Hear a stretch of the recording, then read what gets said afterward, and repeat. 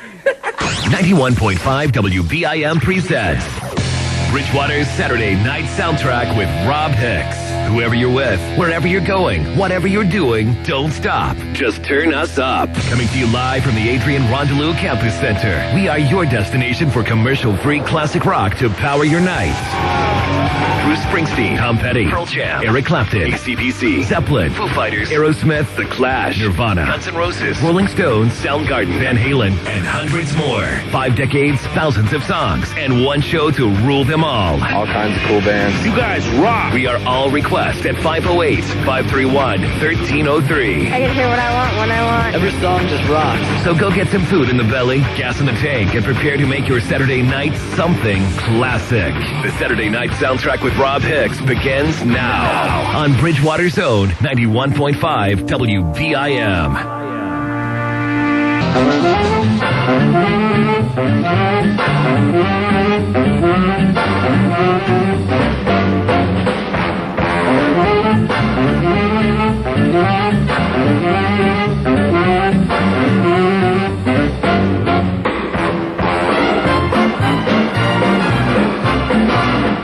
It's 91.5 WBIM Bridgewater.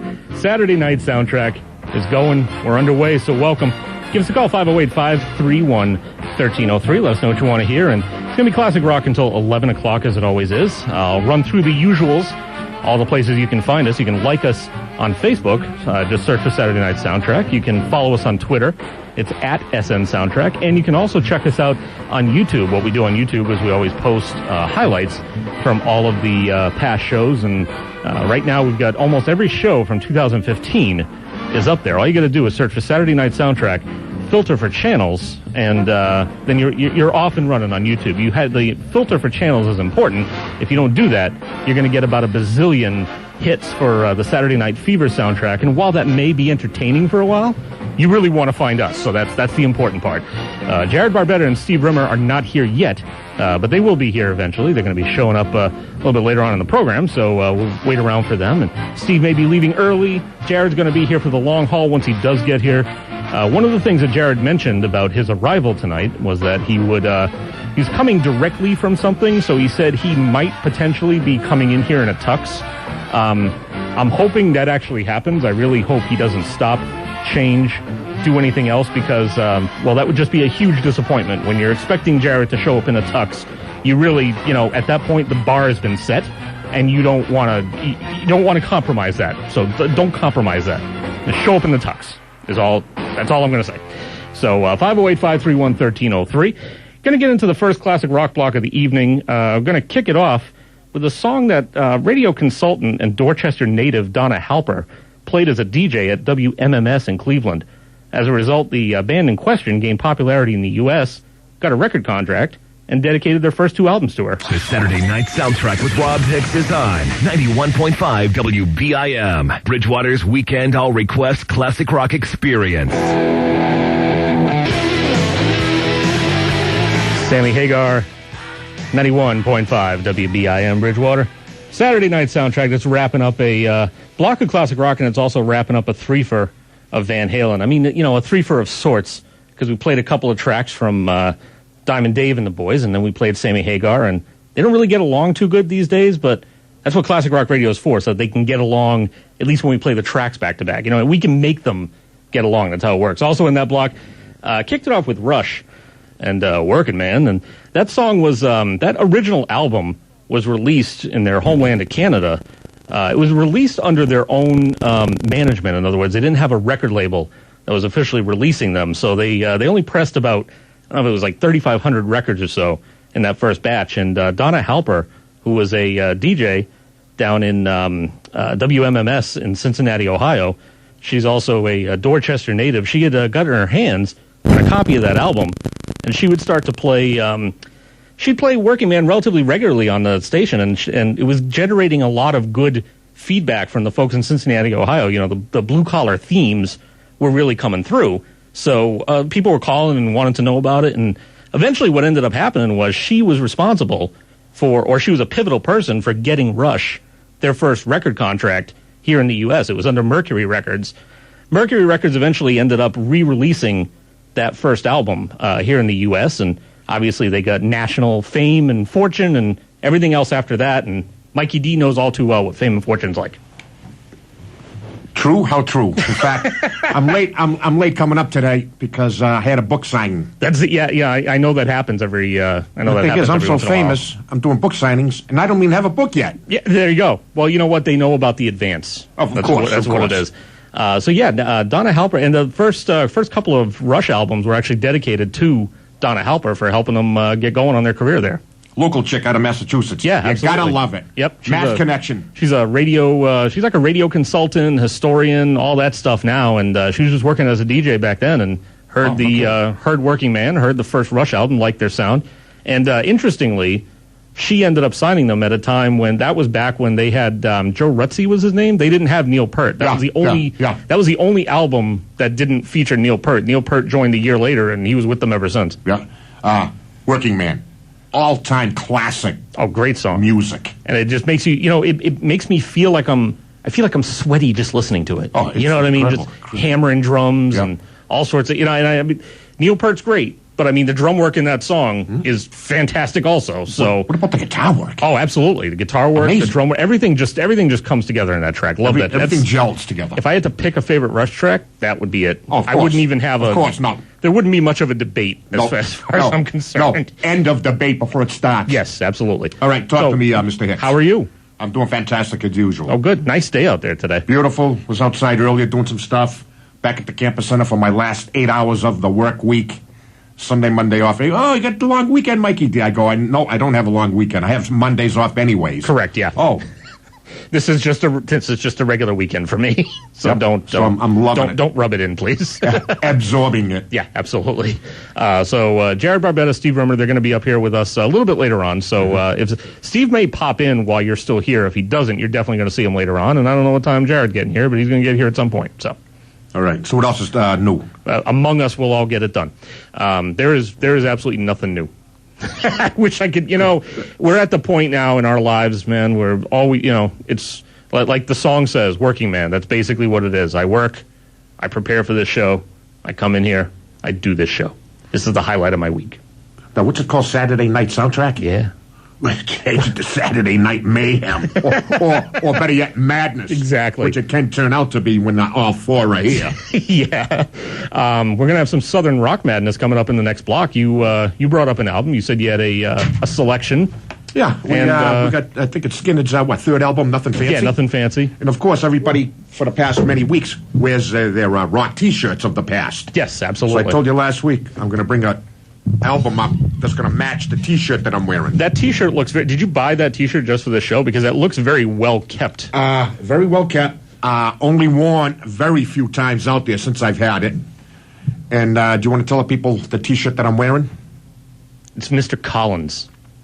And people should know his first name. He's from Leonard Skinner. Alan Collins, who has now been deceased for a number of years. And I was just testing the people. I figured they should probably know his first... You people should know the origins of the classic rock. That's what we're here for, It was a tough decision because I picked out Nothing Fancy by Skinner with this T-shirt. Then I'm going through my archives. What do I come across? The two Rosington Collins albums. Oh, yeah. Yeah, good so stuff. It's like, I'll just bring up the third. What did we play? We played Don't Misunderstand Me, I think, within the past couple of months or so. The show, probably by a couple of months, I mean, like last semester sometime, I believe we played it. And like to put them on every once in a while, too. Maybe next week I'll bring in one or maybe both their albums. We can pick from there. How's that? There you go. All right. And Steve Rimmer is here. Hello. All that rustling you hear is Steve. Hi. Hi. I'm disappointed, sir. Why? You don't have your chef's coat. Come on, I've worn it for, 10 hours today? Come on, I never see you in a chef's coat. Walking into the studio in a chef's coat is really all I wanted. Is that so much to ask? It would have been smelly. We did a lot of cooking. We deal with Jared here every week. Oh, that's what I true. mean? I forgot about that. We're accustomed. We're accustomed to the smell. We're nose blind, sir. Yes. We're nose blind. Well, maybe some other time. Some other time. When I've got a nice clean one, I'll put it on. I'm holding out hope because Jared had mentioned in our group text to us that he may be coming in a tux. Oh, I know. I seriously friggin' hope that happens. Well, he just texted and said he's just leaving Duxbury now, so he's not got a chance to change. Him show up in a tux on Saturday Night Soundtrack. I hope it happens. I think it will. Now I know why he's a friggin' outcast. That is going to be awesome. Yeah. Oh, jeez. All right. By the way, it sounded sounded great on the way in here. Oh, did it really? It really did. Oh, yes. good. Yes, yeah, Steve was actually able to let we have that bumper that says if you can hear us on an actual radio, congratulations. Yep. Well, Steve's one of the ones who could actually hear us today on an actual radio as he was coming in. I had it tuned in and it sounded really good. I picked you up probably about exit 17 on... Okay. Yeah, 24, which is not bad. Yeah, we've got, we've got a veteran genius on our hands with Peter Q. George. He's the chief engineer here at WBIM. He keeps everything up and running with either, whether it be brand new equipment that he builds from scratch or whether it be spit and glue to just make the old equipment last a little bit longer. He knows exactly what this station needs, and he's just a good job. He's Johnny on the spot, and this is not I've mentioned this before. This is not the only station that he has to deal with as well. He works, I know, a lot with Stonehill, and he does a couple of other stations himself on either on the side or passion projects or whatever it is. Near the Worcester area, he has a station himself. Yes, I believe so. Yeah, I think it's like WXRM or something like that, something along those lines. But he is a busy guy, and he's never too busy for BIM, and he keeps this place in great shape. So very good. Well done, sir. Well done, Pete. If you're listening, I don't know if you're listening to us, but if you happen to be in your busy day, well done. Since you started at 5, any call-ins yet? Of course not. Well, Mikey D's here shooting off his mouth. We will get him soon. Yeah. Will this be the gray and black attack? God, I hope. You know what? I hope at least one of them, or preferably both of them, the kid calls who's again doing tonight. Saturday I nights want to know now. what happened over the past week between the two of them. I want to know that as well. One of them needs to call in. So Greg Black, Greg Gray, whichever one of you is listening, preferably both, please call in and let us know how your lives are going. We need an update on the saga. Oh, absolutely. Then what's that new kid on Saturday nights down here at the store where Nate works, but only Friday nights. He can't call on shows now. I probably saw him because I went in there to grab some stuff before I came in here to do this show. Did what I did in the past. Pick him up by his hair, slap him around a bit, tell him he better listen and call in. Well, the gentleman that was there looked a lot taller than me, and I was in a rush. I think what he would say, his name is Nick, if it's him. Yes. I didn't really have time to manhandle anyone. I had to get here and prepare for a show. Of course. So I had some other priorities on my mind. And then, of course, we have Mr. Joel, that place up around the corner at the Common. Yeah, that establishment. If he even ever he hasn't called for a couple weeks. He hasn't called for a couple of weeks. All these friends of yours that supposedly you're vouching for, where are they? You know what I'm saying? I know. Hey, we haven't got no response from Johnny Macaroni's. Yeah, we're not getting a lot of by the way, response from a lot of people. A co-worker went to eat at Johnny Macaroni's the other day. Double thumbs up. Nice. Very good. It's one, and she travels from Canton to this one. Just to go there.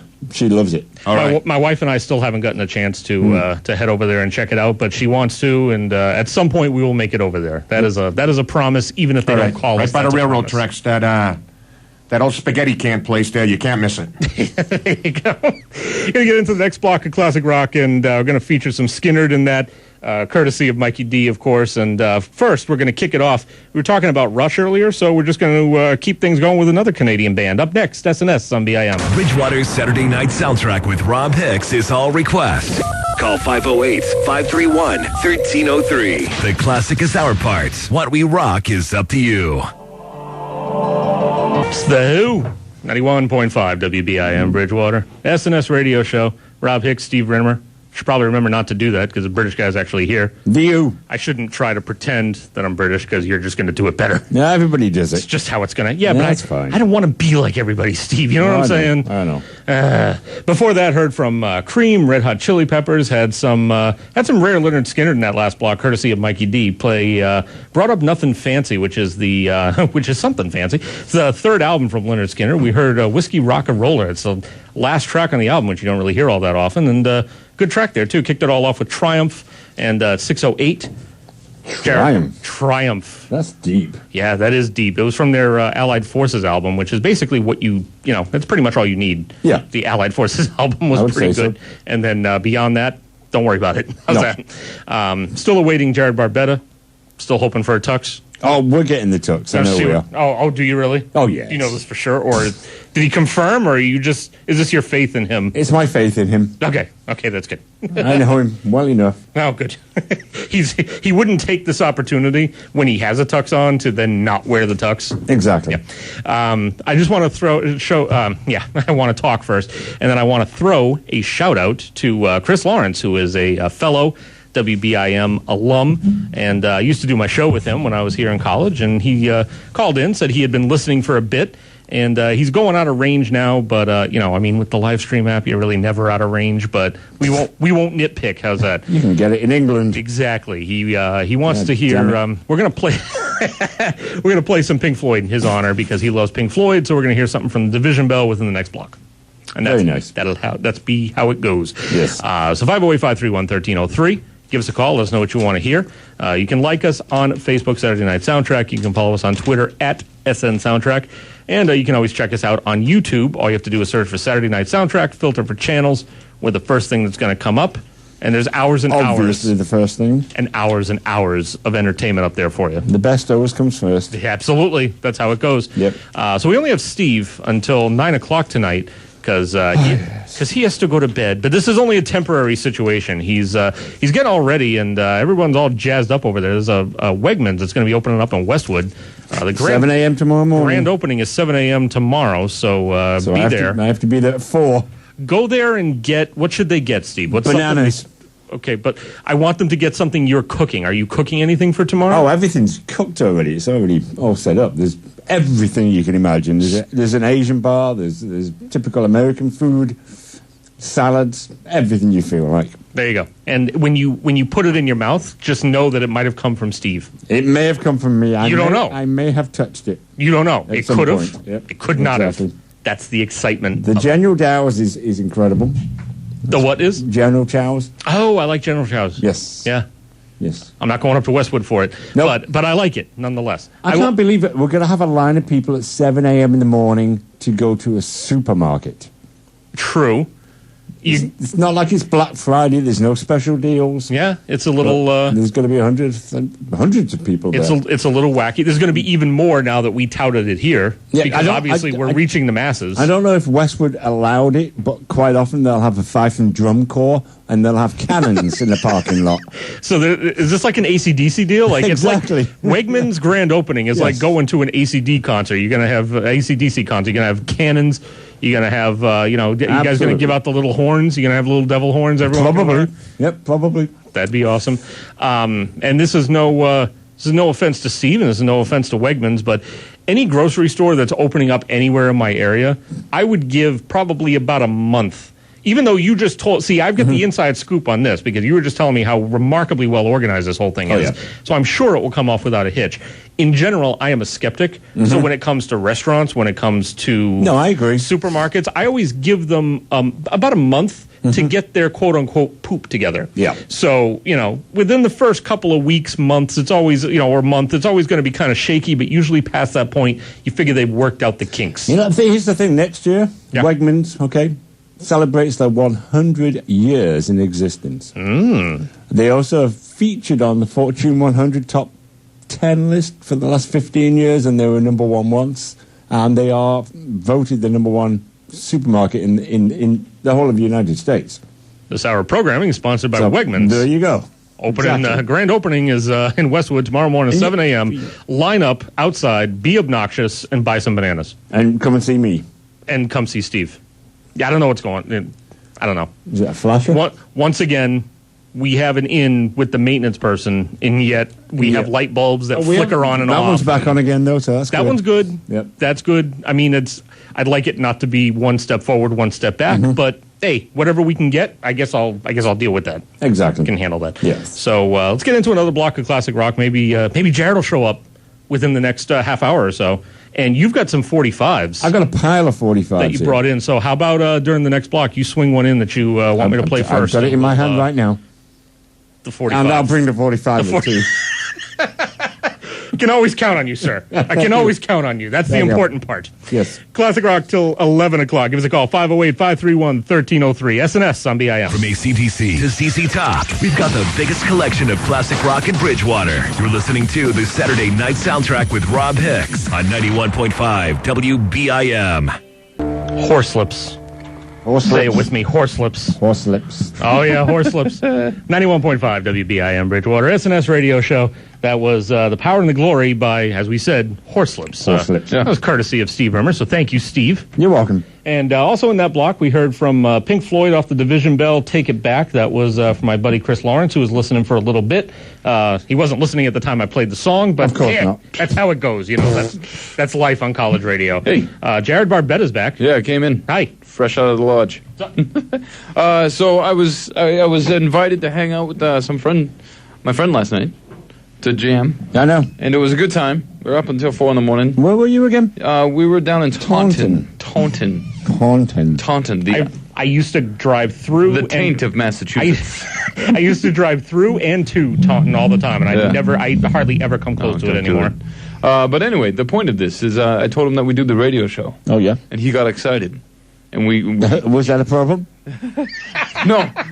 Calm down. Oh my God, calm down. So he went to the site and he did all the things that you complain about all the time. That actually is a brilliant segue into what I was just going to mention. I didn't want to do this before you guys got here because it's no fun to do it by myself. You know what I mean?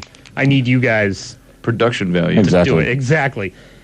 So as Jared was mentioning, that whole story that he just told equals out to the fact that we got one new like on Facebook this week. You know where that came from now. I mean, I knew before. Let me just say, I have, and this is actually going to segue into the next thing that you've got to talk to us about, but I always have a glimmer of hope when I see a new like come up, especially on Facebook, because I think people are more apt to, as we noticed before, people are more apt to follow us on Twitter than Facebook randomly. Oh, and by the way, we have no new likes on or follows on Twitter. You suck. He doesn't. I don't think he uses Twitter. We so didn't. It We doesn't didn't we didn't lose any though. We just didn't gain any. So that's kind of okay. But point being is that anytime I see a new follower on Facebook, and especially if it's a name that I don't recognize, I get a little excited. And Not too much, I hope. It's not a problem. Okay, good. But then I go and look and see if there are any mutual friends, and then I see a mutual friend, and I'm like, damn it.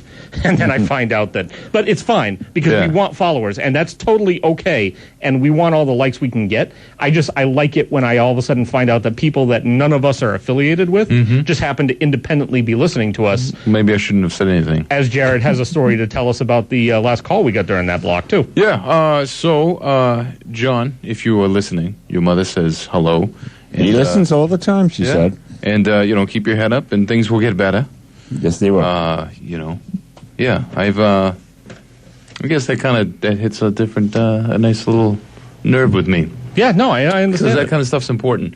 Because, the thing in today's world, it's easy to, because we're all interconnected with the Facebooks and all that other junk, that, that we forget. And the interwebs. Yeah, that we forget, the actual personal connections that we have with people, So, you might post something on your Facebook like, hey, I'm doing all right, but you're not. You're having a very bad time. Sure. So, it's very easy to get into that, and then someone goes, oh, I saw that you were doing okay on your Facebook status because it said you were doing good. So, you're doing good, right? But you're not, it's very easy to get into that. So, it's always good to hear that people actually care about you, actually, from their real voices. Yeah, absolutely. Yeah.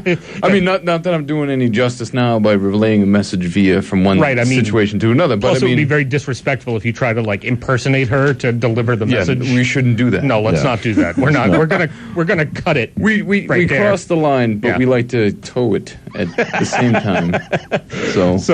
But we're very. I mean, we're thrilled to hear when people call up and or say either they or somebody they know loves the show. We won't bite you. And I pretty much interrogated Jared because I was like, now wait, time out. Did they say they were a fan of the radio station or the show? Nope, the show. And he said the show, and that makes me feel happy because that means there's people out there listening and like what we do, and I'm glad for that. So, point being, we're getting paid well for this. So we are. I haven't seen a dime of that, sir. Not a dime of that. We're getting paid. Don't ruin the illusion. We're getting paid in Facebook likes. Oh wait, neither. We're at a deficit. So we're going to hear some songs. His mom had picked out some songs for John that... Actually, I believe he picked them out. Oh, did he pick them out, really? I believe that's the situation, yeah. Okay. But, I don't want to get into it. No, that's fine. We have a bunch of songs for John to play. Yeah, so what we're going to do is we're going to sprinkle those throughout the program. We're going to get one or two of them on within the next block, and then next hour we're going to get a couple more, and that's how we're going to do it. See what we do for you people? No, they don't. Because they hear it. They hear what we do. You know what we're doing is we're bringing families together. Yes, we are. These folks, the blacks and the grays, Greg Black and Greg Gray, who I hope to Christ calls tonight. We need an update. Oh yeah, absolutely. Yeah, Did it again. We need to know what's going on. We need to know how you guys are doing in your lives, what the latest saga is. We're not in this just for our own... I feel it might end up being a Hatfield and McCoy's situation. We're not in this for our own entertainment value. Does England have Hatfields and McCoys? Not that I know of. No, weird. They had The Craze, though, which, by the way, Legend is coming out soon, and it's getting a lot of press right now. So yeah, a lot of things are getting a lot of press, like that Spotlight movie. Oh, yeah. I'm excited for that. It's another Boston movie. Here we go. Tell me about this, because I don't know anything about this. You don't know nothing about this? I haven't heard I'm anything going to come in there and club you in the knee. With what? It has a little I'll bit, figure it out. It has a little bit more weight because you're wearing partially a tux. By the way, when I say partially a tux, he's got pants, he's got a shirt, and he's got a jacket. He just doesn't have the bow tie. He doesn't have like a cumberbatch or whatever they're called. Cummerbund. Yeah. Cummerbund. So he doesn't have an actor.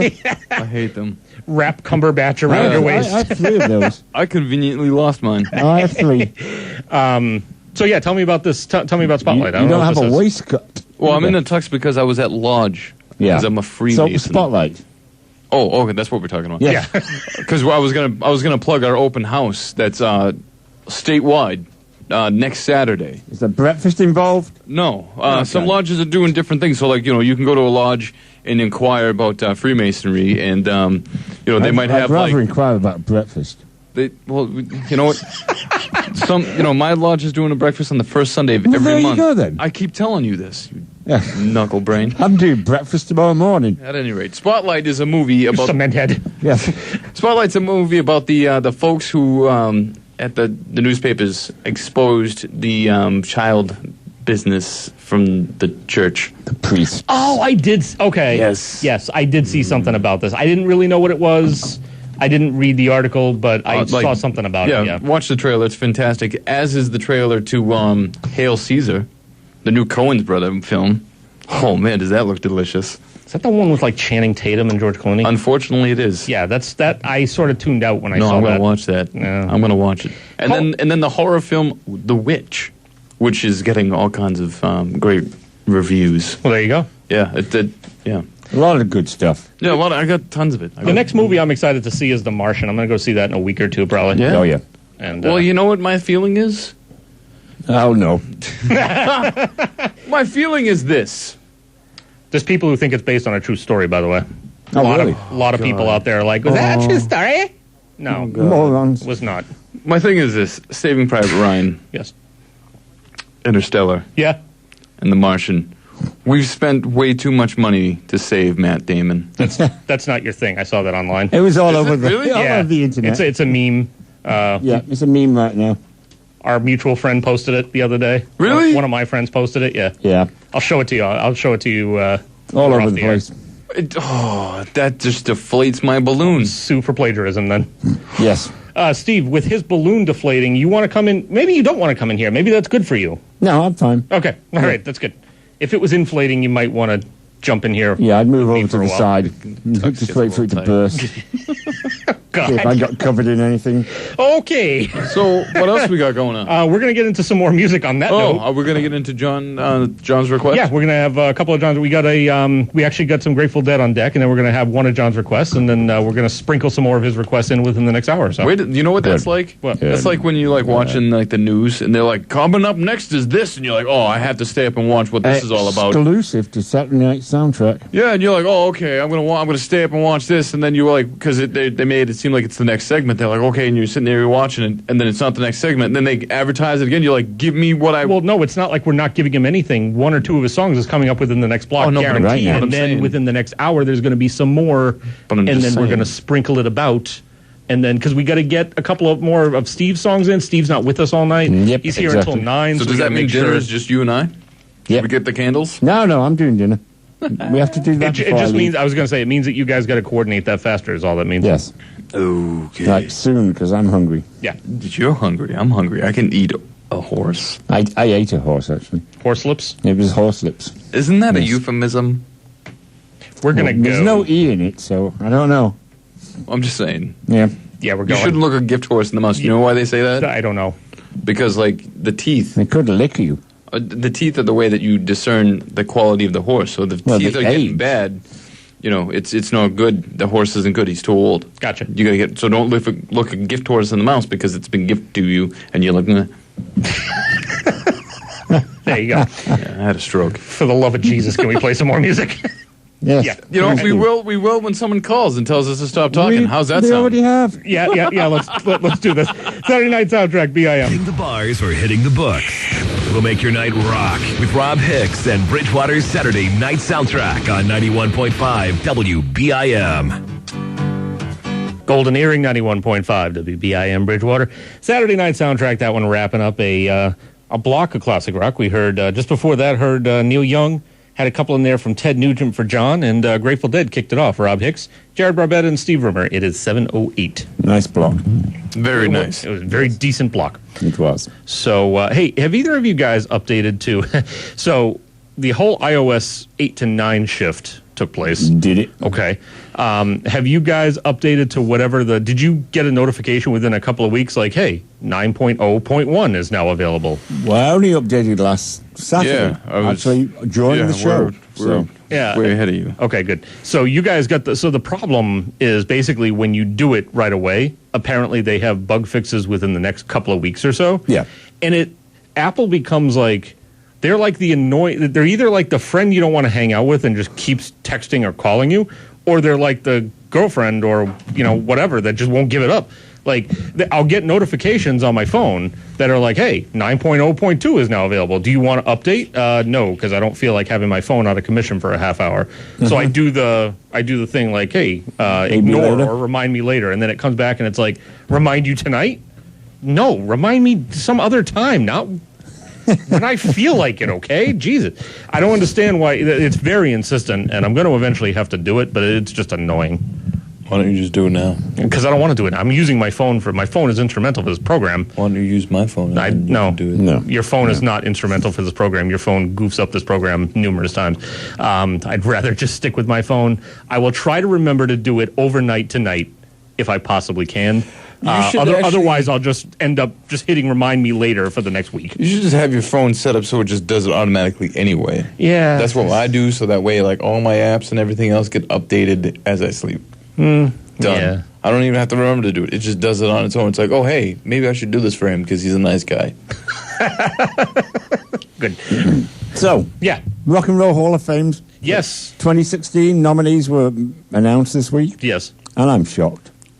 Please tell us more. Yeah. Deep Purple is not yet in the Rock and Roll Hall of Fame. They are not. I believe... Mainly because most of the voters are American and they only know Smoke on the Water. They don't realize how big this group was. They were as big as Led Zeppelin and Black Sabbath. Yeah, but I mean, they've inducted other, random Cheap rock... Trick isn't in there yet. Yes, they are. No, they're not. No, Really? they're nominated this year. Yep. Oh. Yes is not in there yet. Well, I remember, because I'm a nerd, I remember when Metallica was inducted, that like during one of the speeches, the acceptance speeches, the main guy got up and he was like, I don't understand why Deep Purple, Thin Lizzy, Motorhead are not a part of this. This is ridiculous, because those acts have had, music out way before them. Correct. Here's one. Chicago. How the hell can Chicago not be in the Rock and Roll? They're not my favorite. Sure, but I mean, they've done. Yeah. I mean, the anthology of their work is just beyond. Oh, yeah. And you just mentioned Yes, and I will guarantee you that Yes gets in this year because their bassist just passed away.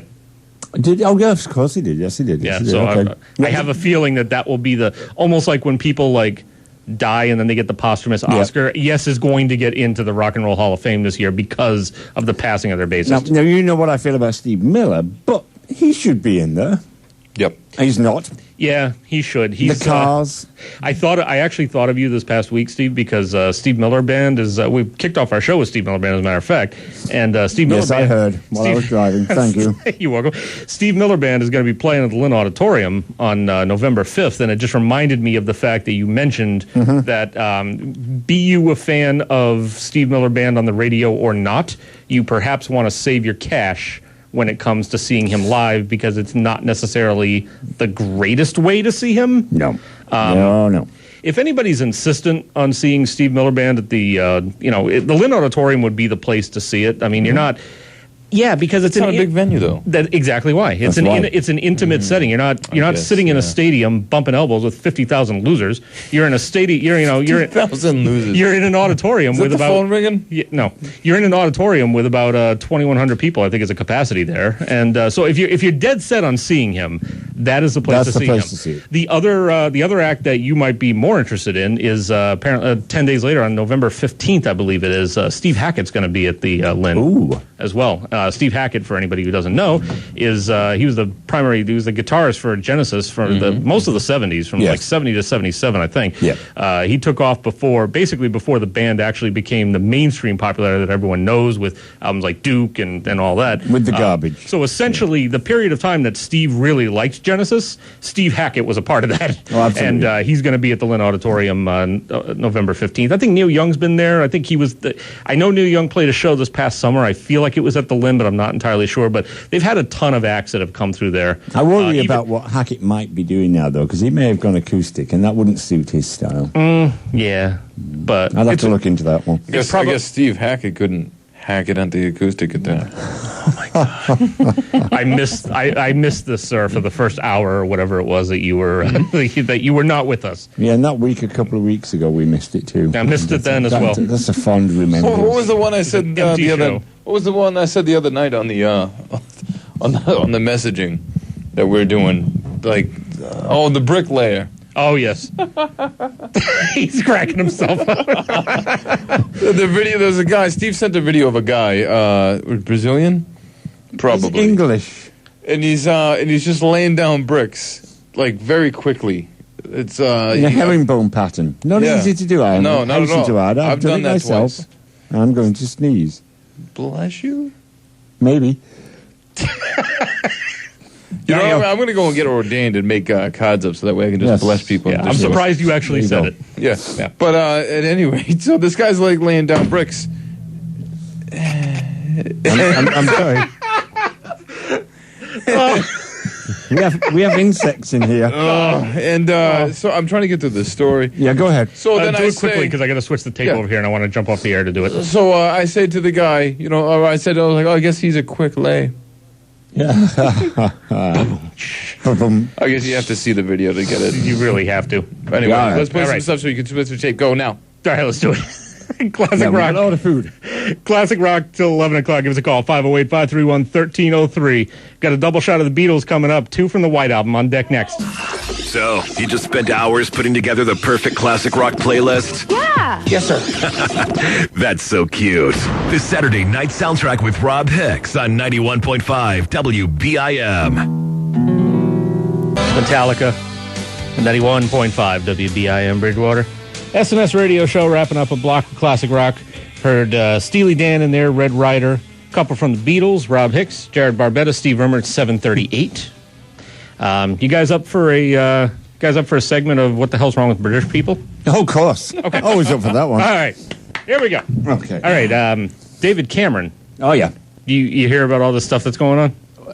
Bits and bobs. Yeah. So apparently there's a book coming out. This is Lord. Oh, yep. There's an unauthorized biography of David Cameron coming out. It's Lord Ashcroft's book, by the way. And so they're alleging that back when the important thing to remember is that this didn't happen last week. Nope. So I guess that takes some of the sting out of it. But apparently, when he was involved in an initiation ceremony for the Piers Gaveston Society, which is a notorious Oxford club, he placed at one point a portion of his body into the mouth of a deceased bovine. While it was on the lap of another man. Correct. That is correct. That is what's happening. What's wrong with that? And that concludes this episode of What the Hell's Wrong with British People. Steve's like, that's a regular Sunday morning for me. Cow tipping and dead cow munching, yes. No problem with that whatsoever. Well, then it's vice versa. At this point, the cow is doing the munching. The thing is about that guy, doesn't he just find himself in awkward situations all the time anyway? Yes. He's supposed to. He's a British politician. It's a bumbling fool. Oh, yeah. So,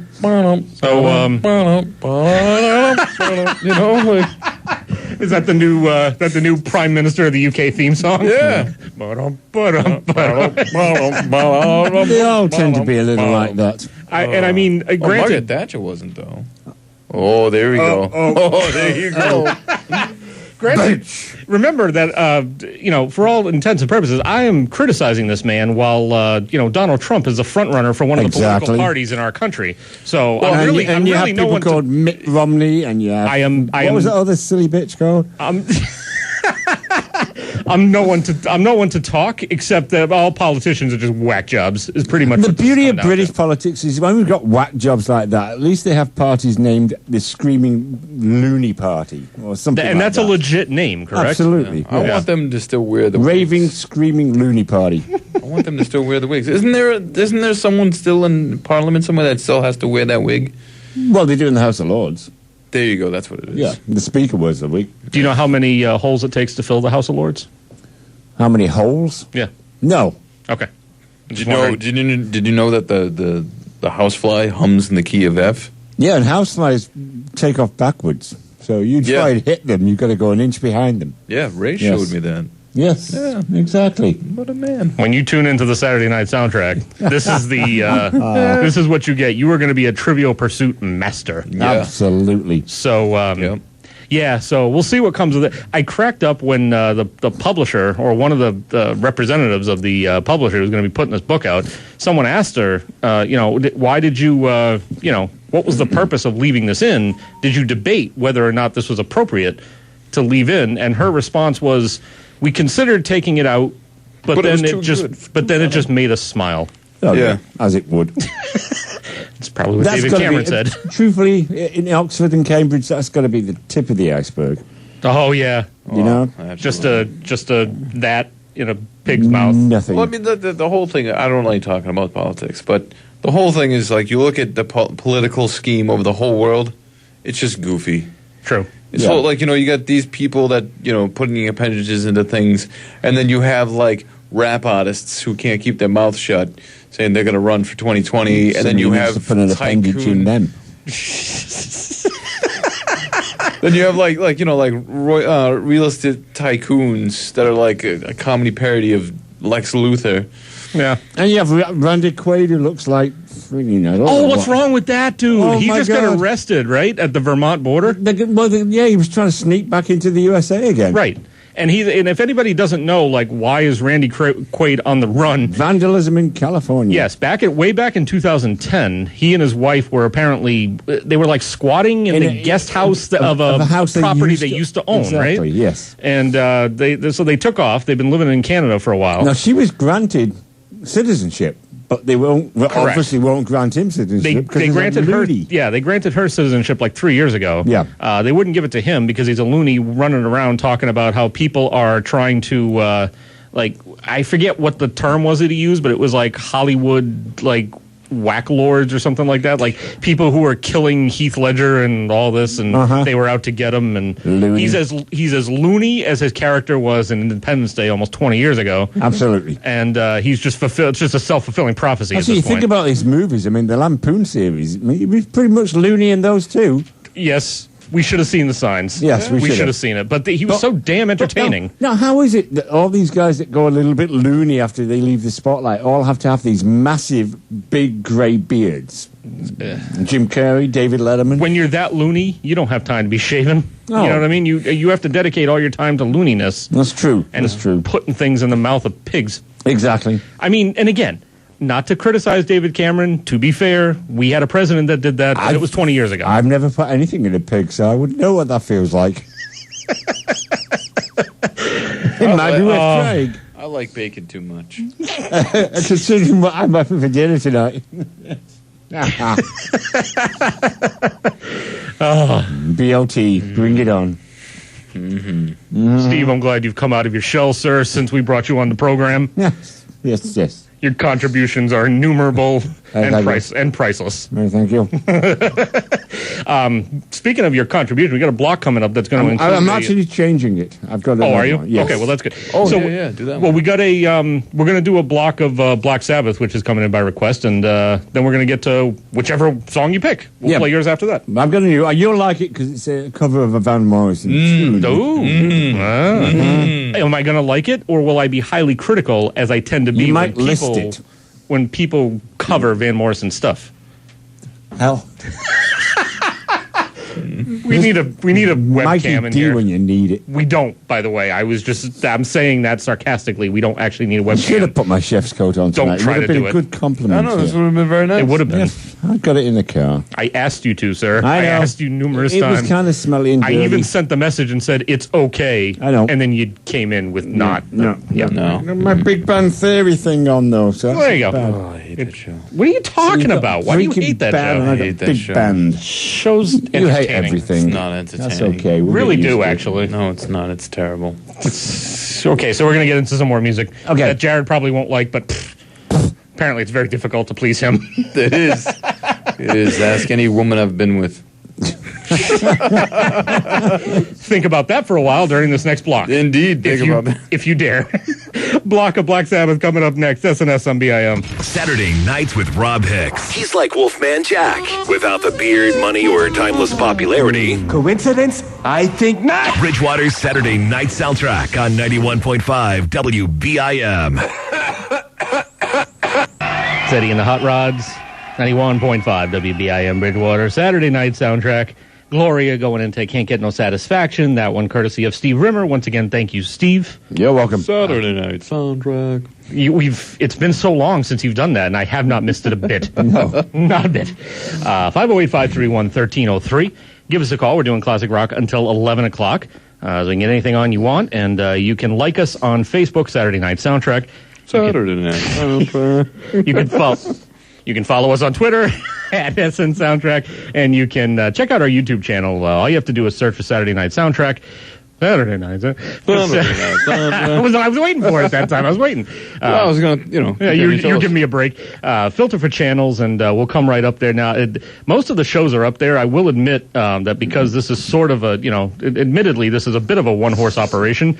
I did not post the show Did he from... just take a lot of credit for the whole show for himself? I'm saying production-wise. Okay. You can't deny this, sir. No. So production-wise, I have not uploaded the show from last week. It was not my fault. My device for uploading programs broke. You had a problem with your device? Yes. Again? I had to reorder the device. Ugh. I have it in. It's in now. Problem solved.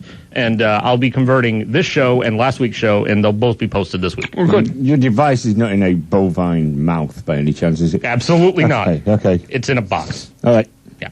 I just got to take it out of the box, and then problem solved. Okay. Hey, can I turn in my man card here for a second? Of course you can. Make a womanly announcement, but then I'm going to turn it. I'm going to turn it around and try to vindicate myself. Are you turning into a woman? I'm not. More on that later. Roberta Hickson, Saturday Night Soundtrack. You know what? I can't talk about it on the radio. So Days of Our Lives, right? I'm an avid follower of this program. What? Avid follower. Like, there's a man who works from home to an addictive degree. I don't even watch it at home. I don't even watch it during the day. I DVR it. Oh my God! Watch it at night. So there's a storyline that just came up, and basically, do either of you know who Alison Sweeney is? Not a clue. Okay, so you should Google her because she's hot, and she's coming back to the show, which is fantastic because she's been on the show for like 20 years. And then they kicked her off last year for some stupid well, they didn't kick her off, but how hot can she be? wanted to go off and do it. She's a MILF, and she wanted to go off and do some other things. And then she decided to come back to the show. The storyline that they just wrapped up on Friday is going to bring her back to the show this week. And I am beyond excited because now she's coming back to the show. The only drawback is she's probably going to be on the show for like a month, and then or a couple of weeks, and then they're gonna ditch her again. What are you talking about? I don't know. You see, it's just something, I don't know. Just something about it. That one's not bad. Yeah, just it's one of those things where you know how everyone has like that one celebrity of the opposite sex or same sex if you go that way. That's just you know what I mean. That's the one. I give way to you. Yes, not bad at all. Yeah. So for me, that's actually an older picture of her, but to me, she is the you know what I mean. Like that would be the one. You know what I mean? That I'd be like, yes, that's my top celebrity of the opposite sex that I admire. That photo was taken in May of 2011. She just turned 39 and... Not, however, anywhere near this young lady. Well, yeah, no. You know? No, you know what I mean? Because I don't know. Mm-hmm. It doesn't, no, see, I still go... So now I'm going to go and start... Calm down, everyone. So yeah, so I'm more excited for this than I probably should be, and the storyline will probably wrap up eventually, and then I'll be sad again, and then I'll complain about it here on the program. Yes. So there That's you go. Fine. Yeah. We don't mind that. We can do that. 508-531-1303. If we are your celebrities of choice, please let us know, because we'd like to know. We probably aren't. Like if our voices are if that just does it for you, then. It's kind of a sad thing. You know what I mean? Yeah, it is. But Steve looks like he's intently looking for something. No, I'm looking for one picture. Who's that? Oh, it's the girl from True Detective, season 1. Yeah. No, she does nothing for me. I don't like blondes. Nothing for me. Oh, sorry, I didn't even realize she was a blonde. And this conversation has gone blonde.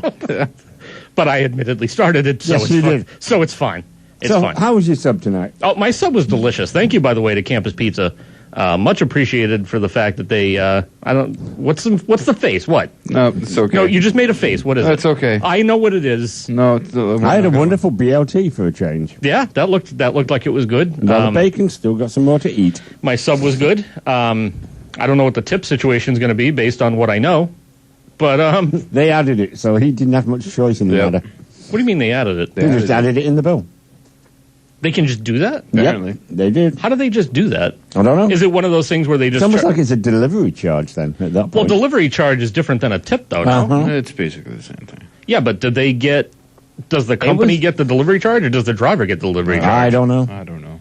Because that's... It wasn't astronomical, so... Okay. Yeah. I mean, I just ordered something.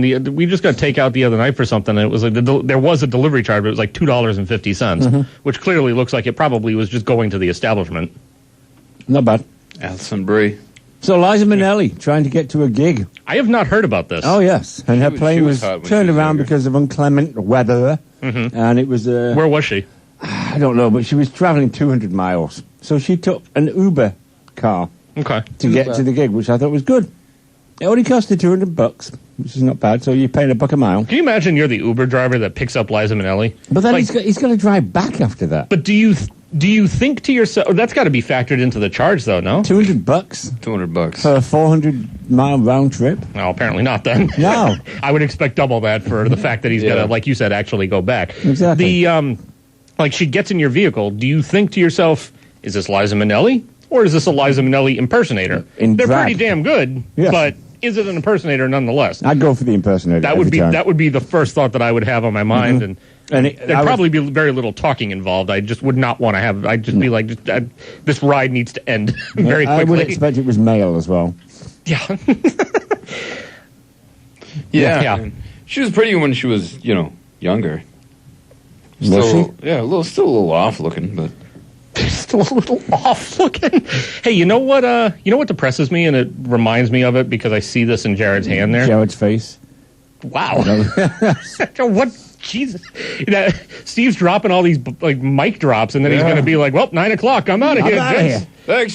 See you next week. It's been grand." I don't see any of our pens around in the studio anywhere.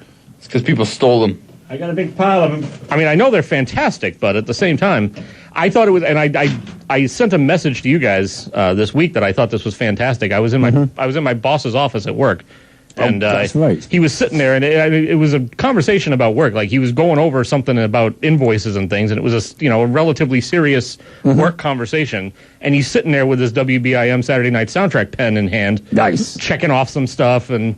making a few little notes, and I didn't say anything about it. I just let the moment happen.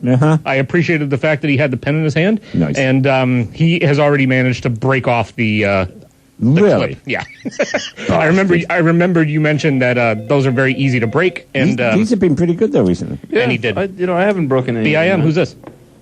Yeah, how you doing? I get a request in? Yeah, what do you need? Send this out to Mikey D. Yeah. Seasons of the Witch by Bloomfield, Stills, and Knopfler. Wow. Oh, there you go. That's an interesting choice. That's going to be that's actually going to be a research item, but we can dig it up for you. Excellent. If you can find it, that'd be great. Absolutely.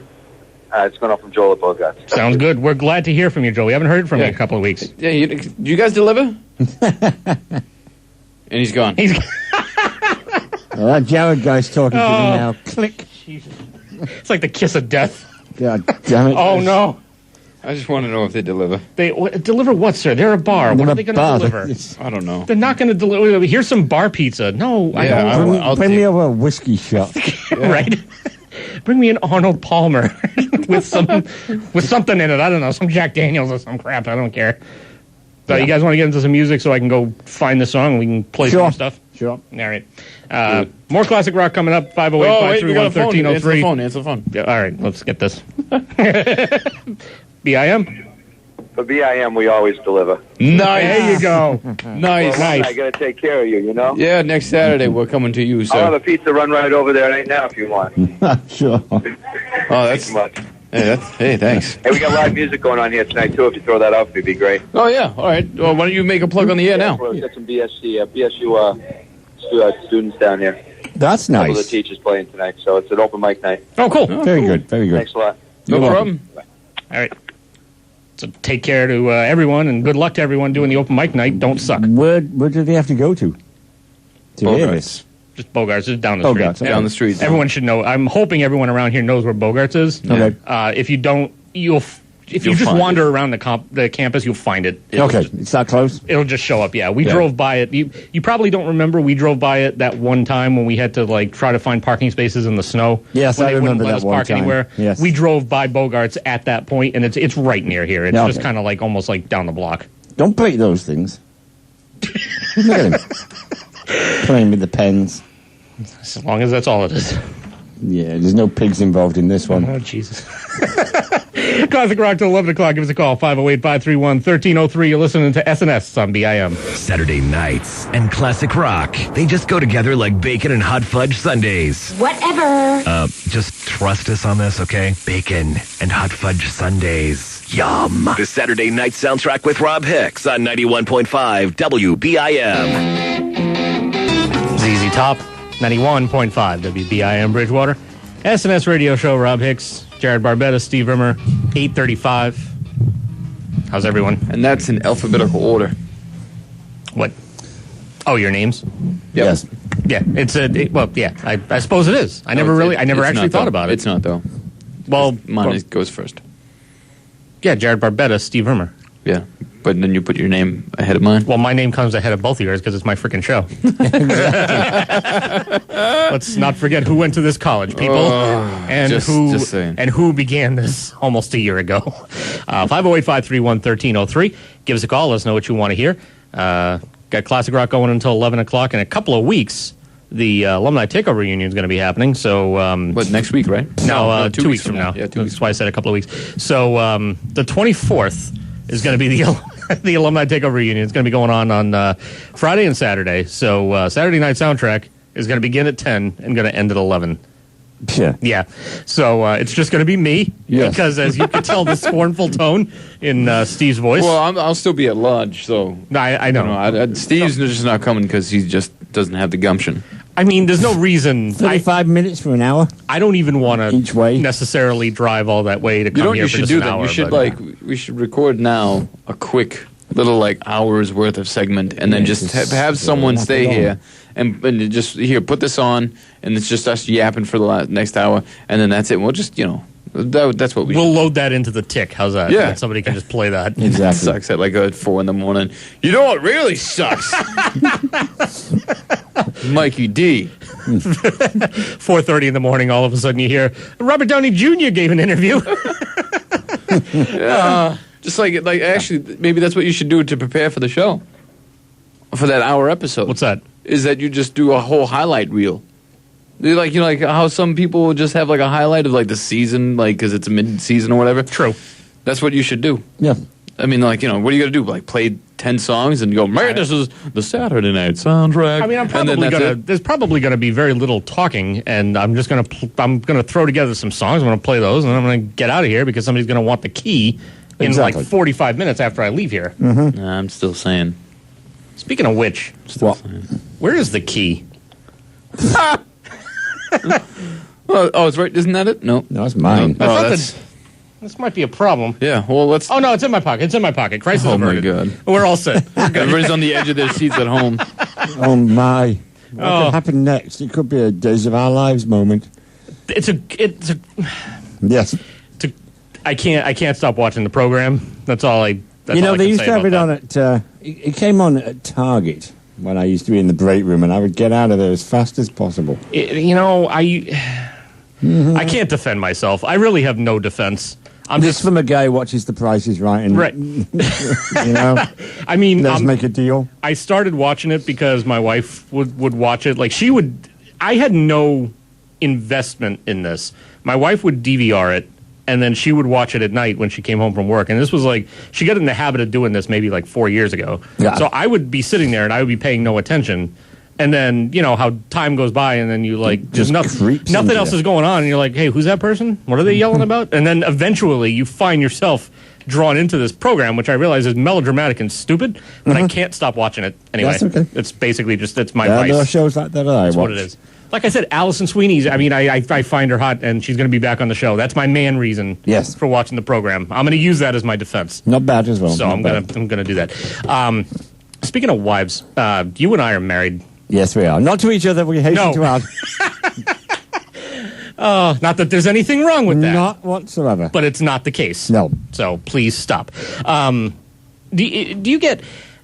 So my wife has she'll have random days off. Like she'll be like, oh, I have this Friday off, right? And, I'll be like, oh, okay, that's great. But in the back of my mind... And this is left over from back when I didn't really spend my money as wisely as I probably should have, and I would just buy Blu-rays here and buy Blu-rays there, and they'd come in the mail, and I would just alphabetize them when I had time. And they'd never know. And then eventually I would get in trouble, though, because she'd go in the room and she'd be having a conversation with me, and she'd look up at the shelf and be like, when the hell did we get that?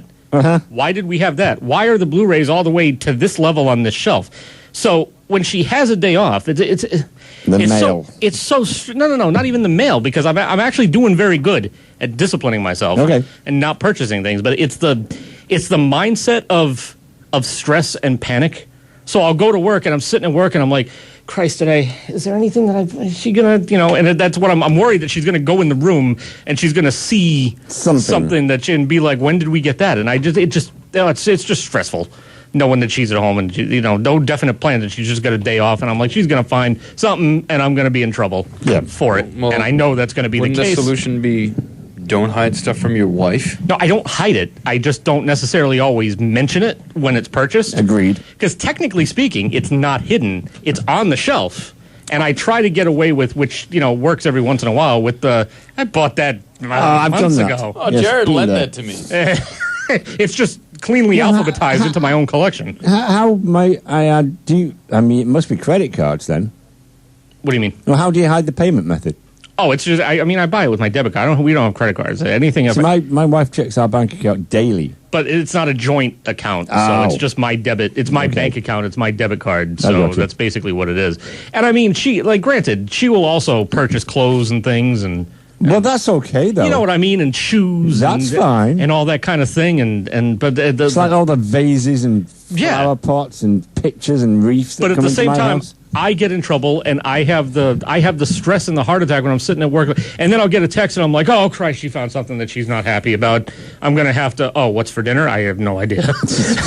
Now, do you get the, I get the, not only does she buy things that I don't know about until they appear on a wall, but then I get in trouble because I don't freaking notice them. Oh, no, I don't get that. Oh, yeah. No, because she doesn't, it's not like a bunch of decor things. And when she buys stuff, she will actually like try it on and then be like, how do you like this? I just got, you know what I mean? So she'll tell me after the fact that she got it, and then she'll point out the fact that she's wearing something new that she just got. Yeah. But at the same time, it's like, then I'm not on the other side. I'm not going to her and being like, hey, what do you think about this Blu-ray? Like, it's just going to go on the shelf, and I'm not going to have a... We actually, I may have gained some points the other night because she was in the room talking to me, and all of a sudden she looked and she was like, what's that? That movie that's not... How come that one's not alphabetized in the thing? Is that new? And I was like, no, that's 7. I've had that for a while. I just watched it the other day, and I haven't put it back yet. She's like, oh, okay. Well, I think we just figured out how you... I think that's how you sort out your problem there. What's that? Oh, I just watched it and I just fuck, I put it in the wrong place. You know? That wasn't me this time. What? Oh my God. What did I say? I said nothing. God. I'm going to put together a highlight reel of that. Yeah, definitely. All of that. Can you grab one of those phones behind you, please? I don't know how to work this thing, so we're just gonna. That's just going out. It's done now. Yeah. So. Oh, I said, what luck? Relax. Oh, geez. Steve, you were with us for too short a period of time this evening, sir. Steve is going to be taking off at 9 o'clock, so this is most likely going to be the last on-air bit we'll do with you for the evening, unless you were... I'll be back in full force next week. It was an exciting one. He says through a yawn. Hey, we got Joel's request that's going to be coming up. Oh, that's true. Yeah, we still have that. Yep. That is eagerly awaited. We still haven't heard from the two Gregs. No, what's going on? They probably fought themselves to death. Yes. Well, they I know that he had mentioned that Greg Black had mentioned that he was working later nowadays, and I think he had said that he was, basically usually working later, but then there was 1 week he got out at 5, so he was able to call us earlier. So I don't know what Greg Gray's schedule is, though, so I figure any time now he should probably be calling us up and letting us know what the deal is. I suppose you would say that's a gray area of information.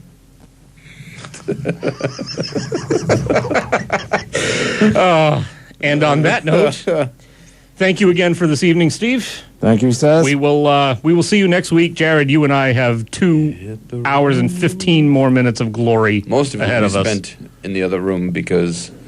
Yeah. Oh, man, that sandwich did not agree. I did not agree with it. Are you gonna be all right? No. Am I gonna end up solo on this deal here? No. No. No. He might be just walking back and forth down the corridor a few times. Well, apologize to Mikey D on your way to and from if you haven't crossed his path. Not at all. He comes in, he's like, some freaking cement head, you should see what they did in there. Jackson Pollock. And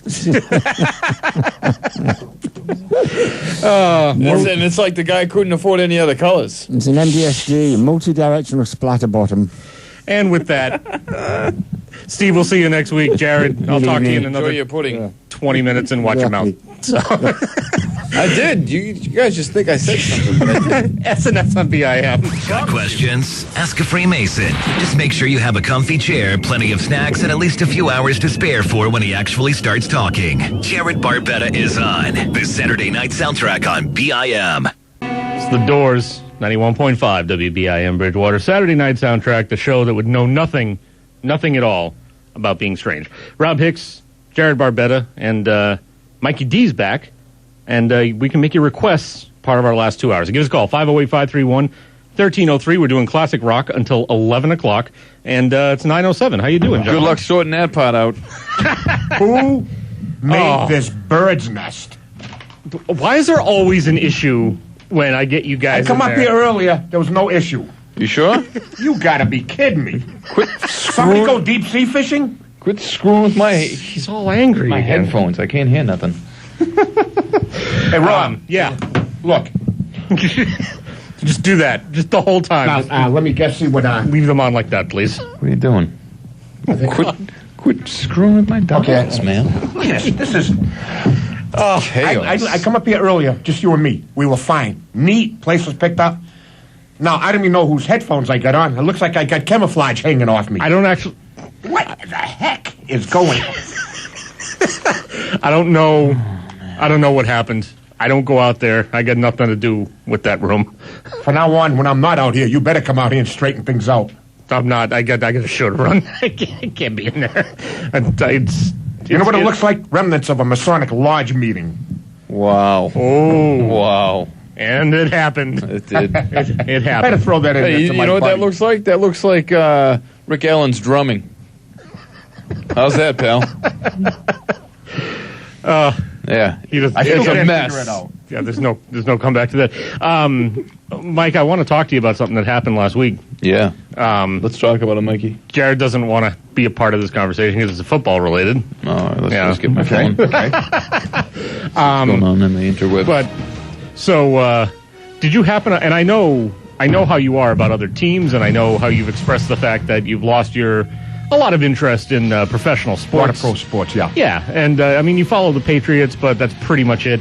Did you happen to see, though, any of the game or any of the highlights of the Buffalo Bills New York Giants game took place last Sunday? No, it was one of the earlier games that was on. I knew nothing about it, and I didn't even know they played last week. Okay. Those two teams against each other. So, and this just kind of goes back to, I think you and I were talking about something about Rex Ryan the week before. Exactly. And so I'm watching this game, right?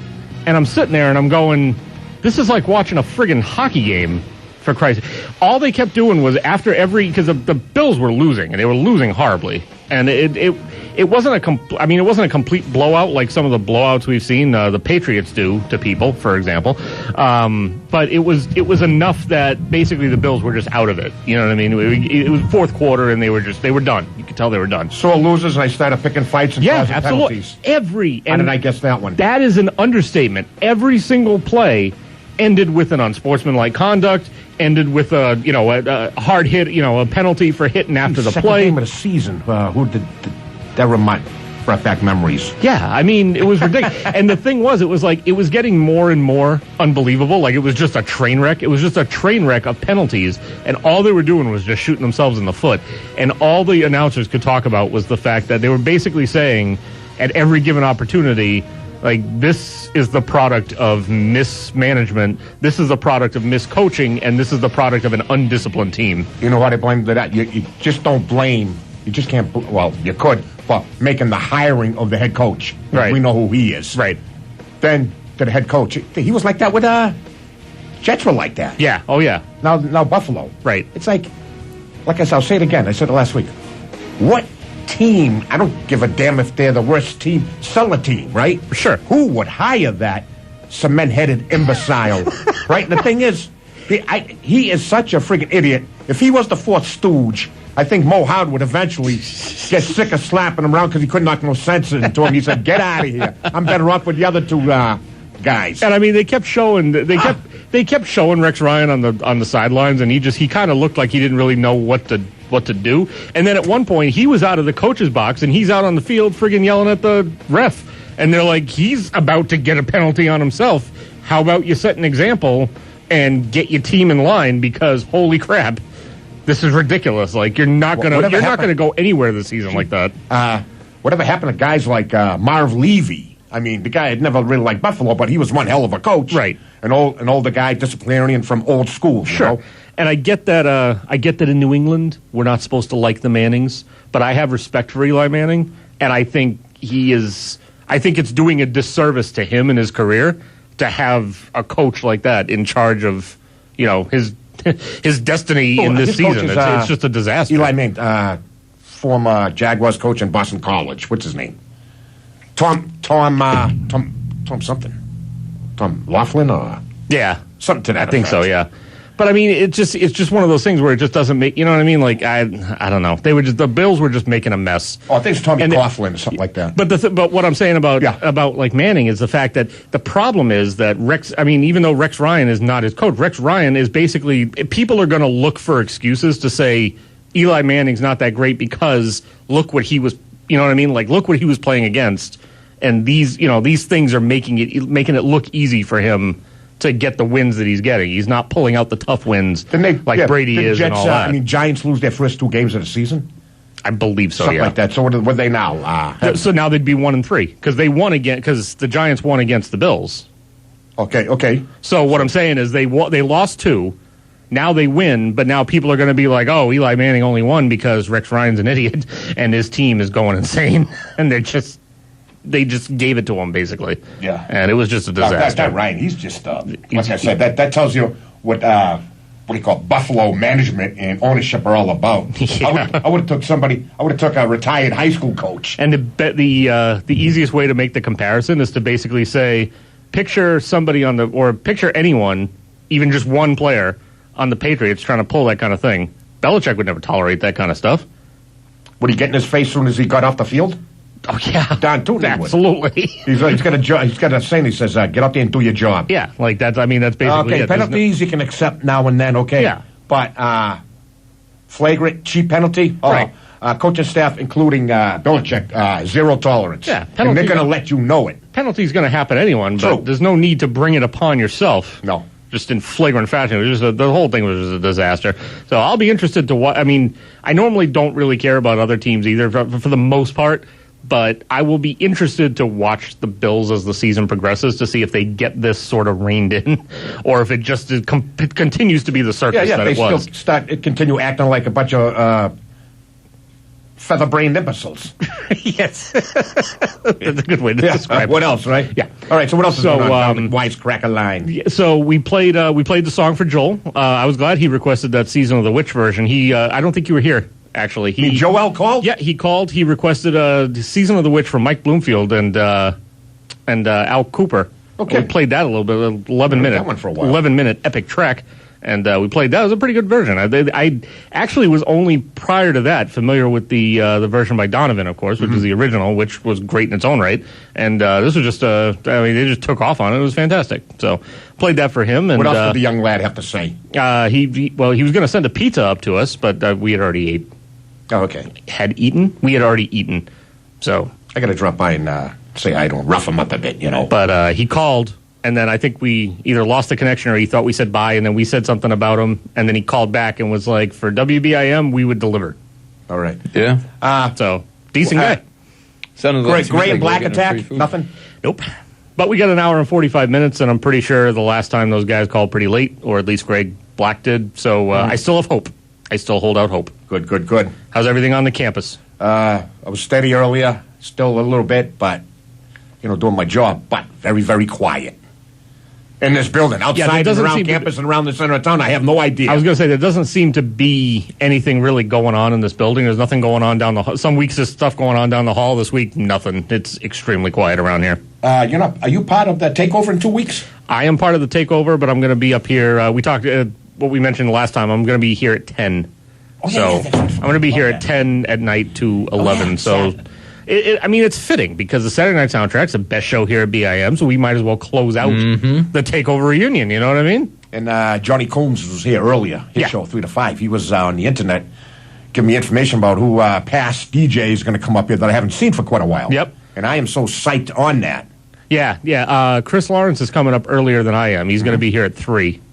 He got, a couple of the last basement shows. Mike Williamson, he's coming up Saturday, I think, 1 to 2. Okay. And he's known as Fresh, and he had a hell of a show on Monday nights. Okay. The Basement, classic rock. And then his intern for a while was Maggie, and she's doing the show before him, I think, from 12 to 1. Gotcha. So I'll be kicking around, Good. Yeah, once again, the Alumni Takeover Reunion is October 23rd and 24th. That's a Friday and Saturday. And it's going to go, they've got a full, I was glad to see that so many people wanted to do it. They got a chock full schedule. And I know that Johnny was working a long time trying to just sort everything out, get everyone where they want it to be, sort of trying to make the schedule meet the demand, but also try to figure out, his greatest challenge is always that everybody wants Saturday and nobody really wants Friday. And he's like, guys, we got 2 days to fill here. What time does it start Friday, excuse me? Would it be sometime in the a.m.? I could tell you if you give me a second because I can look it up and find out. I'll say 10 a.m. Friday it starts. It kicks off. It sounds about right. I think it usually starts. I think they usually try to start it a reasonable amount. People don't usually want to come in at 8 o'clock, so chances are they're not going to be coming in that early. But yeah, 10 probably sounds about right. I know he actually just posted in the group that I'm part of on Facebook. He has been posting different drafts of the schedule as time has gone on. So I believe he probably posted it up there. Jared, if you want to chime in and say something. I don't know what you want me to say. If you want to just throw anything out there while I look this up, that'd be fantastic. Sometimes. Don't start throwing punches at me. It's actually not starting until, looks like it's not starting until 4, as a matter of fact. 4 p.m.? Yeah. Really? And it's starting with him. So John Coombs is going to start it off on Friday afternoon at 4. Doesn't look like they've got anybody slated for 3. 3 o'clock, I think, is officially when it starts, but there's no. It's like a blank spot at 3. There's nobody slated for that. A couple individuals up here getting it going, yapping something, Yeah. So I'm surprised you've got almost a whole day you're wasting. At least start at 10. I think part of the problem is that a lot of the alumni that are going to be coming back and doing it, they have like actual jobs now, and they can't necessarily take them off to come in during the during the business hours. In a perfect world, they probably would start it earlier if it was possible. But I think they're running into problems where people's schedules just aren't matching up with what they want to actually put together. But it looks like the whole thing itself is actually pretty full. So the only hours that have Saturday is completely full up. And to your point, Saturday starts at 8 o'clock. The entire broadcast day of Saturday. Who's coming in from 8 o'clock in the morning Saturday? Steve Eunice. I don't know who that is, but I'll tune in. The entire Saturday is taken up. John Coombs starts it off at 4 on Friday, and the only hour on Friday that's not taken is 9. So I'm hoping the guy doing it at 8 probably just decides to carry it over until 10. So just so you don't have a blank spot. Mm-hmm. So 9 o'clock on Friday is the only hour it looks like he couldn't fill. But again, there's also 2 weeks until the takeover. Very often people will send in last minute requests, and he gets to jam them in there, and then you get a full lineup. So tell you, I can't wait. I think this lineup is about as full as it's probably been in years. So that's a good sign. Faces we haven't seen since the past. Yeah, absolutely. So, what skin you got off of Nothing Fancy are you going to be blasting for us very soon? Well, it's pretty much going to be the anthem for what we are here every week. We're Saturday Night Special. You got it. Are you all right, sir? Yeah, I'm fine. How are you? I'm great. Oh, good. You want to get into it then? What are we getting into? What are we talking about? Saturday Night Special. I'm just not going to address that since I just said it 7 seconds ago. What's the name of the show now? Southern Rock Saturday? Well, Saturday Night Soundtrack. I don't think we're going to rename it, but we could discuss. We could discuss. There's nothing to discuss. How about that? A different nickname for it every Saturday. All right. Ronnie Van Zant, Gary Rosington, Alan Collins, Leonard Skinner, Saturday Night Special, BIM 91.5 There you go. FM dial. Tom Petty, 91.5 WBIM Bridgewater. Saturday Night Soundtrack, Learning to Fly. Rob Hicks, Jared Barbetta. Saturday Night Soundtrack. It's 10:05, and just ended a pretty long block of classic rock there. For that had Guns N' Roses, David Bowie, Foreigner, Bob Seger, Jimi Hendrix, Led Zeppelin, Pink Floyd, Leonard Skinner. So there you go. There's a whole blitz of classic rock there for you. And we're doing it until 11 o'clock, so you can call us up 508-531-1303 and let us know what you want to hear. If you look up Saturday Night Soundtrack on Facebook, you can like us there. You can follow us on Twitter at SN Soundtrack and check us out on YouTube. Just search for Saturday Night Soundtrack, filter for channels. We're the first thing that shows up. All of our old shows and highlights and posts and everything are up there, so you can enjoy that. Tom Petty there apparently just recently admitted to being a heroin addict in the 90s. I don't know if we're supposed to be shocked by that or just kind of look at it and see how emaciated and skinny he always looked and be like, just the 90s? I don't know. I'm wondering.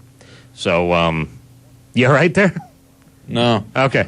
Yeah, we'll talk about it off there. All right. You wanna participate in a conversation on the air? Yeah, let's do it. All right, what are we talking about? Well, I was talking about Tom Petty, and I was getting no response. Oh, that's You're like the kid that I got to take the phone away from in class. Jesus, pay attention to the program. I've been busy all day. I haven't caught up with my news, man. Well, catch up with it after the program. Oh, my God. No, I'm going to go to bed after this. It's Tom Petty. Yeah. Heroin and stuff. I don't know. I mean, it doesn't. Like I said, all right, here's my question though. What's the point? What's the point of admitting that now? Because a book just came out. So who cares? No, I know that. I'm just saying a book came out, and did he write it? I don't know. But he's basically saying he was saying that he wasn't excusing it, but was basically saying it was at the time when he was going through his divorce and there was a lot of weird stuff going on. He didn't know where to, sort of put his pain, and apparently he put his pain into heroin. That's pretty much what it came down to. I mean, like, that's just who cares? I don't know. Especially with the heroin problem that's happening in this country right now. Right. It's like, all right. Like, are you trying to sympathize? Kind of like the kid who's punched his friend and his friend gets hurt and he's like, me too. Is that what this is? I don't know. I think he's basically just trying to do some damage control and deflect and give people his side of the story since the book's coming out. I think that's pretty much what it is. Is that going to explain why he sued the hell out of that kid's name? Sued the hell out of him because what's his name? Yeah, the hell is his name? Sam something? Sam Smith. Yeah. It's the most basic name in the world. Yeah. Like Sam something. I don't know what the guy's name is. He sued him because he ripped him off. Is pretty much what it is. Yeah, but then Tom Petty ripped 700 people off. Yeah, but like I was listening to a radio show that did a bit actually where they're like, "Oh, Tom Petty sued this guy. Oh, but check this out. Here's a bunch of other songs that sound just like other songs that Tom Petty did. Like, here's Tom Petty's song, and here's the other song. Oh, they're the same." Well, those people could have sued too, but they didn't, and they missed the boat. So now he's just jumping on the boat. That's pretty much what it is. Steve Rimmer is our frequent co-host here on the show. He had to leave early this evening so he could get home and get to bed. Apparently, he didn't get to bed as late as he wanted to. Because we get this. Would that be as early as possible? Yeah, whatever. So we get this message from Steve a little while ago, like around 9:50, saying, "So I got pulled over after leaving the show. Forgot to put my lights on. What a melon." No ticket or even a warning. Guess the English apology worked its charm once more. There is then a smiley face, a British flag, as he always likes to include in his messages, and a thumbs up. So here's a message for you boys and girls. Drive safe out there and put your freaking lights on if you're driving home at night. Don't be a melon. Don't be a melon. What a melon. Oh, and all the while the cop right now is listening to the show. Oh, man. I knew it. He's one of those college radio hippies. Shouldn't have let that guy go. The hell was I thinking? Damn it. Can we call Mikey D a melon when he comes in next week? Absolutely. He is a melon. So I think the moral of this is, I'm assuming that Steve actually got home okay. I'm hoping that he sent us the message after he got home. Yeah. Or when he was driving. I wonder how far he got. Probably not far. Seeing how this is a campus, and the cops are crawling all over this place. People jumping out of his way. Well, ever since whatever happened to that other campus, I don't know. Oh, yeah. So I just don't want to cause. Yeah. Cause a stare. No. I was noticing when I was driving in today that the drive in here seems to go like that. And then driving home from here always seems to take an eternity. Yes. It's weird. It's like I got to the fork where I had to take the left onto 104 coming here, and I was like, wow, I'm already at 104. And then when I'm driving home and I've gone from 104 to 106 and I'm sitting on 106, I'm like, Jesus, I've been on 106 for 40 minutes. It has to have been 40 minutes. Yeah. Why am I not home yet? Why am I not in Kingston? I just need to be home. It's so dark and I'm tired. When I was suffering from vertigo when I was driving. And none of us were. And no one was answering the phone. Yes, I'm so sorry, sir. And that seemed like the longest drive of my life. Sure it did. And then all the time, I'm panicking. Like, don't pull me over. Right. Not the time, because I'm like, like I'm melting in my seat and I'm sweating and like, I'm sure like if the car, like I looked at the car, Well, I mean, your lights were on, so chances are you would have been okay, at least for that. Yeah. So I get, I mean, we didn't really. So Jared, obviously, I think he mentioned it on the air that he had the unfortunate vertigo attack. This was a few weeks ago now. Yeah. And so we're leaving here. We tell him, send us a message, sir, when you get home, so that we know that you're okay because we're your friends and we care about you. Okay. So I'm driving home. I always put my phone on silent when I'm here at the program because I don't want everything to be buzzing and ringing and like anything Steve's else. Phone. Yeah. So I don't want that stuff going on, especially if I plug it in to play something or whatnot. So I've got it in my, my phone's in my pocket. I'm just driving home. I get to my house. I look down. I've got 2 missed calls from Jared. I get a voicemail, and I'm like, oh, my God. Is he stranded somewhere? Oh, no. And then I listened to it, and he just wanted to talk to one of us. And, apparently I missed the boat on that. Yeah, you did. Sent him back a text saying that I was profoundly sorry. No response to that text. He just responds to the group text, I'm home safe. Good night. I was like, he's pissed. I feel so bad. It was terrible. It was not a good night. I needed something to focus on. Yeah. Because driving and then you're looking around all over the place. Because when you got vertigo going on, your eyes just start going all over the place. And you I need to focus on something, and I just nobody wanted to talk. And then it's funny because everybody's like, oh man, if you ever need anything, give me a call. No, I know, but I didn't. All right. I thought you were, and the other thing is too, we go home in the same direction. We have to take the same exact route, and I get home before, and when I get home, you have to continue going. So you're with me the entire time that I'm driving home. So I was seeing headlights in the back of my vehicle, and I completely thought it was you the whole way. And I was like, "Oh, it was." And I kept kind of glancing, and I was like, "Okay, he's good. Okay, he's good," because I was keeping an eye out to make sure you were still behind me. And then when I got home and I saw the message, I was like, "What the?" I was behind you the whole time. Okay. There was a couple of spots where I lost you. That's because I drive like a demon. Yeah. I was like, how do you get? Because I know if that was me, I'd be pulled over. Yeah. I'm not even testing my luck. I mean, I don't even. Today I have the worst luck. I don't even realize it, and then Jared will be like, "How did you get home already? Where did you go after we left the parking lot at BSC? How are you already on 104? What's happening?" I'm like, I don't know. Just drove home. I don't know what's going on. So 508-531-1303. Give us a call. Let us know if you want to hear anything within this. We're entering into our last classic rock block of the evening, so it's now or never, or next week. Let's play that song. Is pretty much it. Let's play Now or Never. Okay. By that band. The band that does the song with the thing. the sounds. Pet sounds? Beach Boys? You know what I was thinking about the other day? What's that? Me and Steve were talking about last show. We brought up the David Bowie situation. Yeah. Like how on one song they record in this long corridor and then they shut off the mic every time they got to a certain point. And it was like a cool production value thing. Mm-hmm.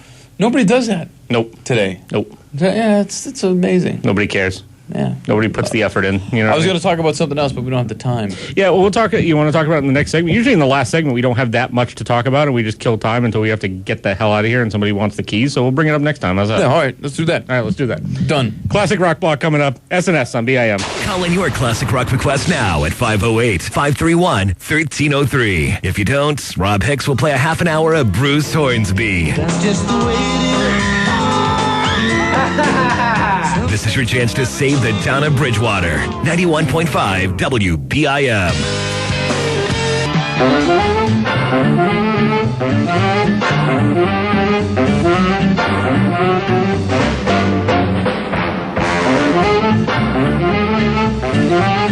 It's 91.5 WBIM Bridgewater. Saturday night soundtrack, 10:50. Rob Hicks, Jared Barbetta. About time to pack it in for another night, and it's very sad. You got 2 of them. You got 3 of them. Now I got double the volume. Oh God! Take this down a tad. Look at this. That's fantastic. Now you can hear my voice in 3 directions. It looks like you're giving a press conference. Well, with the tuxedo on, yeah. I know. You know what I'm saying? I can totally see that. Very classy looking out there. Yep. So. We miss Steve, but we'll all be back in full force next week for the full amount of time. Yeah. Brendan Smith, our intern, is going to be back next week as well. Yeah. We're probably gonna ask him. I'm just gonna blatantly come out and ask him next week on the show. You should do it. What his absolute, what his dream slot is. Yeah. Are you gonna dream time slot slot is? because I'm a little. I got to tell you that with all of the, and it's great that there are so many jocks here and interns coming in at BIM. But at the same time, it's a little unnerving because I'm thinking to myself, if only a couple of those want Saturday nights, all of a sudden, our show could get cut down to 2 hours or could get cut down to nothing, depending on who wants what spot. So it's only October, and I'm already concerned about next semester. I mean, I think it'll turn out okay. But, yeah, I think we'll be fine. But I think we'll be good. I still become nervous. You know what I mean? It's just something I've been thinking about, and it makes me nervous. And but we'll get through it. We'll get through it. There was something you wanted to talk about last time. We ran out of time, so if you want to get to that. I just got to adjust all my microphones. I can't take a photo. My phone is full. Oh. I am bumming. I want to take a photo of this. This looks great. Anyway, if I try to take a photo from in here, it's gonna look like crap. No, that's why before you leave, we'll just make it like because we're nerds. One of us. One of the things that I've been hearing, because also speaking of nerds, I'm a nerd, and a lot of people are kind of complaining that Metallica hasn't put out a record in forever. 2008 was the last time they put out a record. So that brings up the discussion, like, why haven't they put out anything in a while, right? So mulling this over and then doing some more research and stuff like that, it seems like, and this goes along with a lot of other bands, like a lot of bands from the era, classic rock era, I guess we can call it now, right? Yeah. So that way I can see you.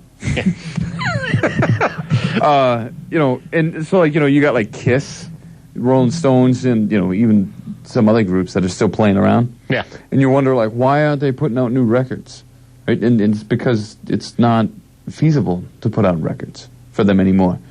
They've just surpassed the point of doing that record put outness. Yeah, because you have to do your studio time, the recording, the producing, the mixing, and all that other stuff, all the stuff that goes into making an album. You got to pay for all that stuff when it's just easier just to go on tour for like 6 months, and the next thing you know, you've made twice of what you could have made. True. And yeah, so, the landscape of it all has changed. You're at the point now where just the 21st, at this point in the 21st century, everything's different as far as, especially like you were saying about the money making part of the deal. Mm-hmm. Anybody who's out there trying to make money in the music business, good luck to you, because you're going to be in a hole for a long time. You know what the funny thing about it is, all right? Again, being nerdy and showing my nerdy flag here, right? The whole Napster situation with Metallica, right? Part of the reason for them going up against that was because they're like, it's not for us, it's for, the little guy in his studio, like, wanting to make a big record. And, because he's not going to be able to put out a CD and then be huge. There's no way it's going to happen. Sure. That's not the way it works anymore if this thing continues. Right. And sure enough, as we're here now, like 17 years later, it's like that totally came true. Like he was right. Right. And like, again, big acts don't have to record music anymore. Like Rolling Stones recorded 2 songs in the last decade. Right. And that's it. And they still banked $1 billion. Yeah, I mean, the Rolling Stones will they'll come out with a new single, but then they'll make it part of their, greatest hits collection. Their greatest, the 15th greatest hits collection that they put out, or career anthology or whatever. Yeah. They'll make 1 or 2 new, they had like that Doom and Gloom record, right? That was on the Gurr greatest hits anthology. Great record. I love Doom and Gloom, but I mean, they didn't have to. They put their energy into one single, put out another record that a whole bunch of people went out and bought that album again, and then all the touring that they're doing and everything. Well, I mean, it's just like, more than making up for it. Like artists would go and like put out money on Spotify, and they'll make more money on Spotify than doing a record. Right. Like a good example is Ryan Adams. The indie guy. Yep. Well, he was so enamored by Taylor Swift's pop record, 1989, right? Mm-hmm. And he was recording a record, and he's like, I want to record a cover. So he records the cover, and he's like, oh, I love that album too much. So I'm going to do the whole record from start to finish, all like in Ryan Adams style. Yeah. And so she's only going to make, I think it was like $81,000 in royalties, where he's going to make $142,000. $142,000, yeah. off that record. Where she's not making any money. Nobody's making any money off the CDs anymore. And again, it proves the point that as much as people want to hate that band for doing what they did, and it wasn't only just them. It was Garth Brooks, Dr. Dre, all these other people that they forgot about because the poster child was that band. And it's like, at the end of the day, that band was right. It's it's going to screw up anybody new that's up and coming. Because, like, where's the new Nirvana? Right. You know what I mean? Like, no bands are... It's not, yeah, I mean, it's leftovers from, not leftovers, but I mean, you got like Foo Fighters and offshoots of the old bands, and it's not really, nobody's up and coming anymore, really. Yeah, like, and no one's ever going to be, again, waving the flag. No one's ever going to, like, get to the status of, say, like Metallica when they first, the Black Album came out, right? Yep. Black Album came out, and that was huge. It was a massive record. No one, like, even today, like, in rock standard, like, rock sales, no one's ever going to make that much. Right. Ever again. Nope. Thanks. And sending you out on that happy note, because we got to get out of here. Oh, crap, yeah. This is why I should have brought this up earlier. Well, we didn't have time. But we had enough time now, and that was good. That was a good final discussion. I could go on all day. You're not going to. No, next time, though. Yeah. Next time. To be continued. Here's Boston to send you out. We'll see you next week. Saturday Night Soundtrack. WBIM. Bye.